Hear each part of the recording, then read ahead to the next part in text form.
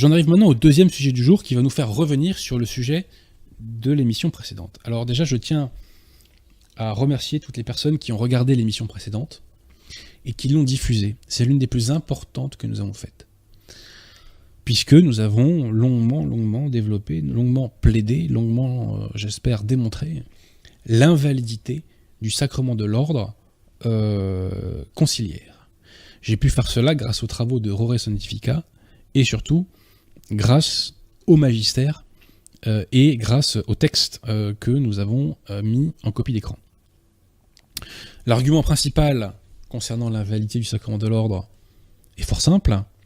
Pie XII, dans Sacramentum Ordinis, nous dit que pour être valide, il faut que le sacrement de l'ordre ait une forme qui indique de façon univoque, et j'insiste sur ce mot, la communication de l'épiscopat, notamment. Or, lorsqu'on lit la forme du sacrement Paul VI, qu'on retrouve dans Romani Pontificalis, et que nous avons affiché à l'écran, on ne trouve aucune mention, aucune allusion à la communication de l'épiscopat. Conclusion, ce sacrement est invalide. Cette émission que nous avons fait la dernière fois est une des plus importantes. Si vous ne l'avez pas vue, vraiment allez la voir et s'il vous plaît, diffusez-la, parce que c'est un sujet atomique et qui fait du mal à nos ennemis. Alors en commentaire, plusieurs conciliaires se sont insurgés contre votre serviteur. Et ils m'ont accusé non pas seulement de me tromper, mais ils m'ont accusé de malhonnêteté, puisque selon eux, j'aurais dissimulé une partie du rite qui, elle, ferait mention de la communication donc de l'épiscopat, de l'évêque, vers l'ordinant. Alors nous allons voir qu'il n'en est rien, et que mes contradicteurs, vraiment en désespoir de cause, répondent totalement à côté de la plaque. Alors, la première chose que je leur réponds, c'est de bien garder à l'esprit ce que nous dit Léon XIII dans Apostolica Curae. Pierre Tirmont, est-ce que vous pouvez afficher la pièce numéro 1, s'il vous plaît? Que nous dit Léon XIII? Il dit beaucoup de choses dans Apostolica Curae, mais notamment, que nous dit-il?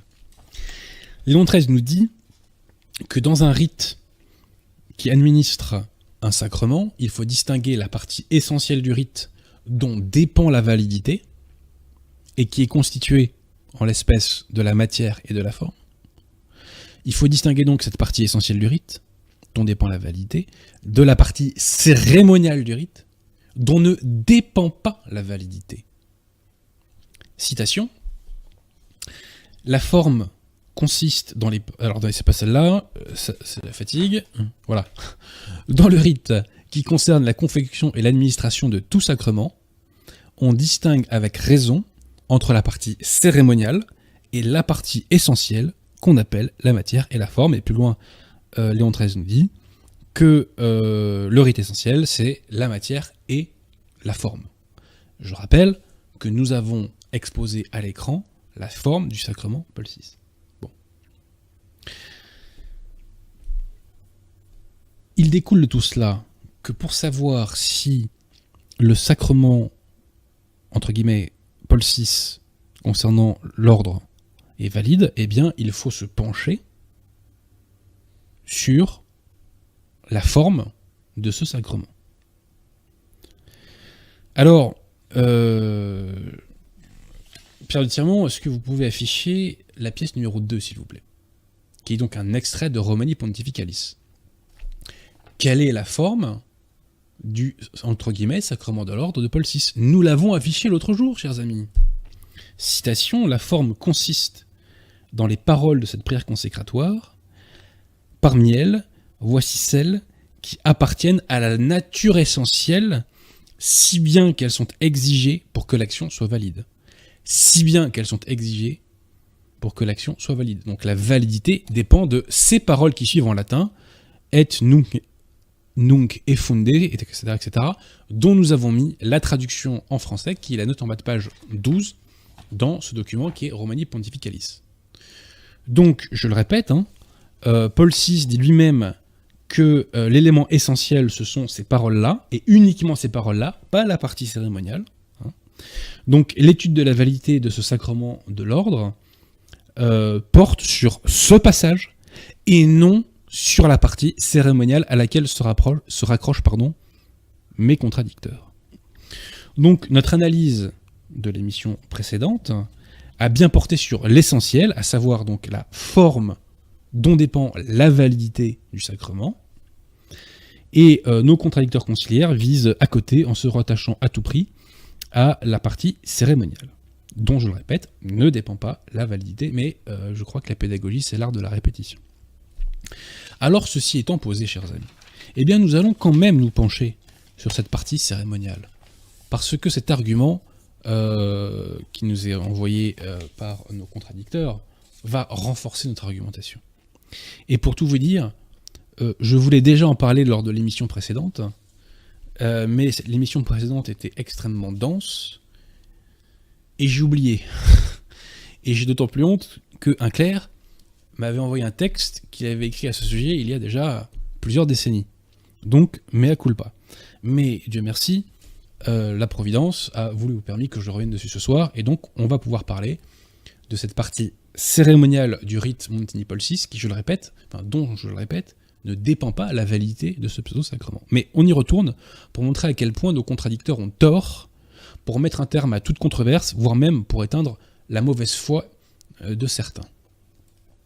Alors, nos contradicteurs me reprochent en particulier un passage. Pierre Tirmont, est-ce que vous pouvez afficher la pièce numéro 3, s'il vous plaît? Ce passage, je le reconnais, peut avoir des illusions d'orthodoxie, je dirais, pour ceux qui n'ont pas de formation sérieuse, ou pour ceux qui ont une lecture trop inattentive.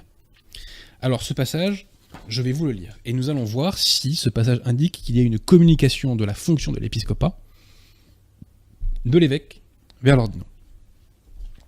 Alors, citation. « Père, toi qui connais le cœur de chacun, donne à celui que tu as choisi pour l'épiscopat de remplir sans défaillance la fonction de grand prêtre et de pasteur de ton peuple saint en te servant jour et nuit. » Première remarque, on emploie dans un premier temps le passé composé. On nous parle de celui que tu as choisi, alors parce que les conciliaires tutoient le bon Dieu, celui que le bon Dieu a choisi au passé composé pour l'épiscopat. Donc cette formule laisse entendre, voire indique clairement que la communication de la fonction épiscopale a déjà eu lieu, puisqu'on parle au passé. Bon. Ensuite, qu'est-ce qui est donné à ce moment-là du rite? Est-ce qu'on donne la fonction en tant que telle? Non. Lisez bien la phrase. Il est donné de remplir sans défaillance la fonction de grand prêtre. Il est donc donné de remplir sans défaillance une fonction déjà transmise. Ce qui est donné à ce moment-là, ce n'est pas la fonction. Ce qui est donné, c'est la constance dans une fonction qui semble déjà transmise. Donc, quand on attribue aux mots leur sens, il apparaît qu'on ne communique pas la fonction de l'épiscopat, mais simplement la rigueur, la constance dans l'exercice de cette fonction.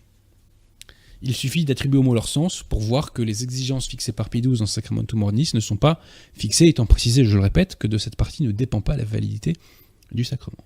Mes chers amis, il y a beaucoup plus fort pour anéantir l'argumentation adverse.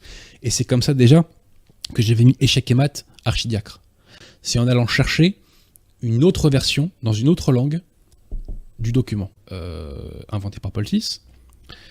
Et j'ai tiré donc cette capture d'écran d'une émission venant de la Fraternité Saint-Pédis américaine dans laquelle est défendue la validité de ce faux sacrement. On voit où en est la Fraternité Saint-Pédis aujourd'hui. Pierre Tirmont, est-ce que vous pouvez nous lire en anglois le passage en question? Et on va voir ensemble s'il y a toujours ces illusions d'orthodoxie. Et s'il est fait allusion à la communication de l'épiscopat. Alors, est-ce que vous pouvez me lire en anglois? Oui. May he be a shepherd to your holy flock, and a high priest blameless in your sight, ministering to you night and day. Point virgule. May he always gain the blessing of your favor. Ça s'arrêtait à night and day. Ok, c'est bon. Mais merci à vous. Alors, traduisons ce passage. Je précise que ce passage est celui auquel mes contradicteurs font allusion, celui dont on a donné la version française tout à l'heure. Traduisons cette version anglaise en français.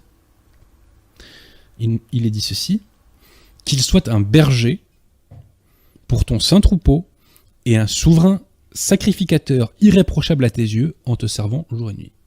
Je répète, qu'il soit un berger pour ton saint troupeau et un souverain sacrificateur irréprochable à tes yeux te servant jour et nuit. Alors là, c'est absolument magique, parce qu'il n'est fait mention d'absolument aucune communication tout court. Il n'est pas fait mention non plus de l'épiscopat tout court, puisque le souverain sacrificateur, un prêtre peut l'être. Donc ce n'est pas spécifique à la fonction épiscopale. Bon. Donc, pas de mention de la moindre communication, pas de mention de l'épiscopat, pas de mention de communication de l'épiscopat. Échec et mat. La version anglaise de la partie cérémoniale du sacrement de l'ordre, entre guillemets, conciliaire, nous révèle avec encore plus de clarté que la version française qu'il n'est pas fait communication de l'épiscopat, je le répète, de l'évêque vers l'ordinant. Donc vous voyez, ces controverses ont quand même un intérêt, c'est qu'elles nous permettent d'approfondir notre argumentation.